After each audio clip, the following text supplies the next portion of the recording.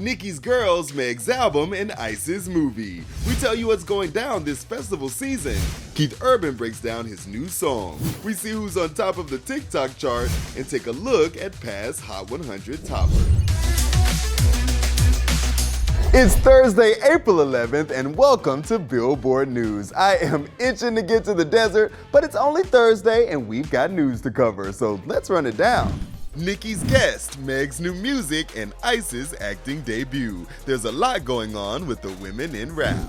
From the bottom of my heart, how appreciative I am of these queens for coming here and gracing Gag City with their aura, with their light, with their energy. Nicki Minaj surprised fans at the Boston stop of her Pink Friday 2 World Tour when she brought out the Queen Mix girls during Super Freaky Girl. JT, Bia, Katie Got Bands, Akbar V, and Malibu Mitch all took the stage to rap their verses.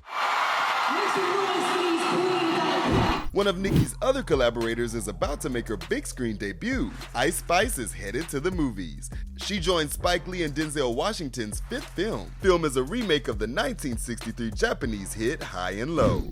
And we're getting even more from the women of rap. Megan Thee Stallion describes her new album as a rebirth. She told Women's Health that after being shot by Tory Lanez and the public's reaction to the trial, she went through a dark time and found therapy. Now she says, I was inspired to create this album about rebirth because I am becoming a new person physically and mentally.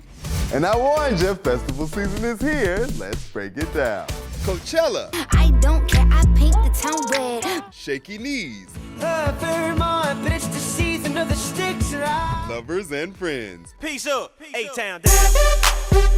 Just some of the music festivals set to heat up the season, and we have your go-to guide on all the hottest lineups around the country.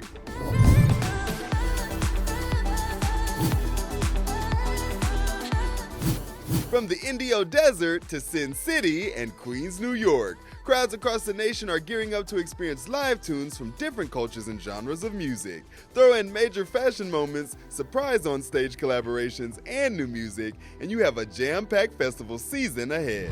Things kick into high gear with the always electric Coachella Music Festival on April 12th through 14th and April 19th through 21st. Lana Del Rey, Tyler the Creator, and Doja Cat will take the stage. Oh, and did we mention a No Doubt reunion? If you're in the mood for some rock, the Shaky Knees Music Festival has you covered in Atlanta. From May 3rd to 5th, you'll be able to witness Noah Kahan, Weezer, Foo Fighters, and more. And for those who love throwbacks from the 2000s, Lovers and Friends takes over Sin City on May 4th with plenty of nostalgia. Usher, Janet Jackson, the Backstreet Boys, TLC, and more will hit the stage. Grab your shade, sunscreen, and dancing shoes because there's a little something for everybody, especially at Governor's Ball. From June 7th to 9th, the New York City Festival will welcome Post Malone, The Killers, and Peso Pluma for a collision of both millennial and Gen Z audiences. Meanwhile, country superstars like Jelly Roll, Lainey Wilson, and Hardy will band together for Faster Horses Festival in Brooklyn, Michigan from July 19th to 21st. And on August 31st, the inaugural Fool in Love Festival will see a once-in-a-lifetime event as retro soul and R&B legends bring the groove to the SoFi Stadium in Los Angeles. We're talking about Lionel Richie, Diana Ross, and Santana. Need I say more? That's just the tip of the iceberg. For more on this season's music festivals, head over to Billboard.com. And TikTok has been an interesting place this week. Let's see what songs are hot.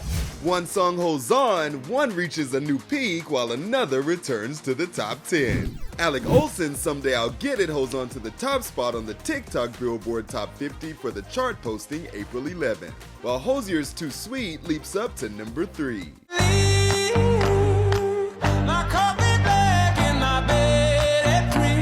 People are using it for any and all kinds of videos. It's doing well on the Hot 100 too, landing at number 4. At 6, Bakar's Hell and Back returns to the chart 3 months later thanks to a feature by Summer Walker. Where users pretend to hard launch their relationships. And landing just outside the top 10 is JoJo Siwa's Karma. Everyone cannot stop talking about the new release. Every Thursday, Billboard will bring you the verified list of the hottest songs on TikTok by monitoring music discovery and engagement on the platform in the United States. To find the TikTok Billboard Top 50 each week, users can simply go to any sound detail page and tap the top right button to access the charts page. So you guys like charts? I sure do. Let's go back in time to talk about some epic number ones.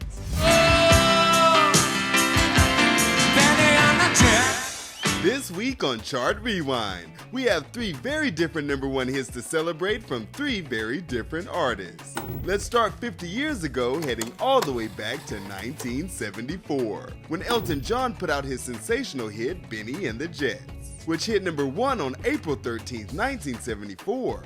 At the time, it was his second number 1 after Crocodile Rock.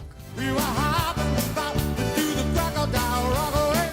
Next, we leap forward 25 years to April 10th, 1999. TLC had their third number 1 Hot 100 hit with No Scrubs. It stayed there for 4 weeks. No, I don't want no scrub. A scrub is a guy that can't get no love from me. And finally, Lady Gaga in 2009. Her second Hot 100 number 1 was Poker Face. It made it to the top on April 11th, 2009.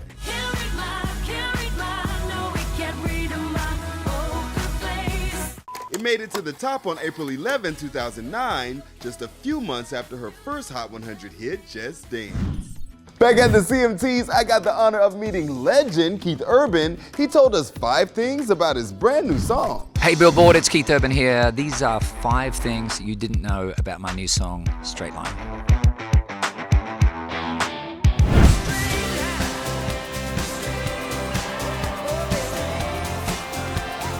This song was originally recorded with just drum machine and no real drums, and we finished out the whole song, and for whatever reason we just felt like it was linear and not going anywhere, and so we decided to put real drums on it, and when we did, it changed the whole thing in a big way. So shout out to all the real drummers out there.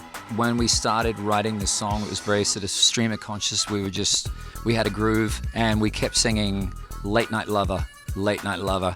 And when one of the other writers was singing it, I thought he was saying straight line lover, and I thought that was more interesting. And then we were wondering what straight line lover meant, and so we just trimmed it down to straight line.